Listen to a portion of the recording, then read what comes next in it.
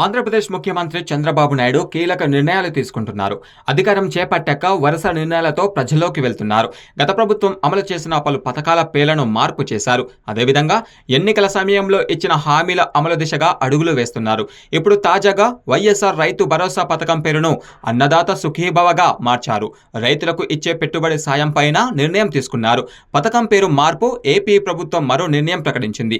అయితే వైఎస్ఆర్ రైతు భరోసా పేరును అన్నదాత సుఖీభవగా మార్చారు. దీనికి అనుగుణంగా ప్రభుత్వ వెబ్సైట్లో మార్పులు చేశారు. అన్నదాత సుఖీభవ వెబ్సైట్లో సీఎం చంద్రబాబు నాయుడు, వ్యవసాయ శాఖ మంత్రి అచ్చెన్నాయుడు ఫోటోలను ఉంచారు. అయితే అన్నదాత సుఖీభవ పథకాన్ని 2019లోనే చంద్రబాబు ప్రభుత్వం తీసుకువచ్చింది.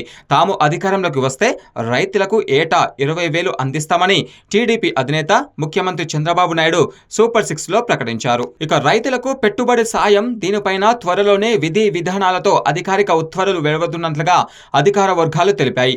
రాష్ట్రంలో గత ప్రభుత్వం వ్యవసాయ శాఖ ద్వారా రైతులకు అమలు చేసిన మరికొన్ని పథకాల పేర్లు కూడా మార్చాలని ప్రభుత్వం నిర్ణయించింది. అయితే వైఎస్ఆర్ సున్నా వడ్డీ పంట రుణాల పేరును వడ్డీ లేని రుణాలుగా, వైఎస్ఆర్ ఉచిత పంటల బీమాను ప్రధానమంత్రి ఫసల్ బీమా యోజనగా మార్చారు. ఈ మేరకు అన్నదాత సుఖీభవ పథకం ద్వారా రైతులకు పెట్టుబడి సాయం చేయాలని రాష్ట్ర ప్రభుత్వం నిర్ణయించింది. ఇక పథకం అమలు దిశగా 2019 ఏపీ అసెంబ్లీ ఎన్నికల్లో గెలిచి అధికారంలోకి వచ్చిన వైసీపీ ప్రభుత్వం వైఎస్ఆర్ రైతు భరోసా కింద రైతులకు పెట్టుబడి సాయం అందిస్తూ వచ్చింది.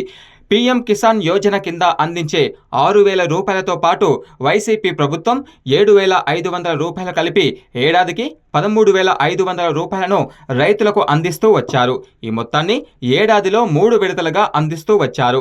ఇక వైఎస్ఆర్ రైతు భరోసా పేరును అన్నదాత సుఖీభవగా మార్చిన నేపథ్యంలో ఈ పథకం అమలుపైన త్వరలోనే నిర్ణయం ప్రకటించే అవకాశాలు కనిపిస్తున్నాయి.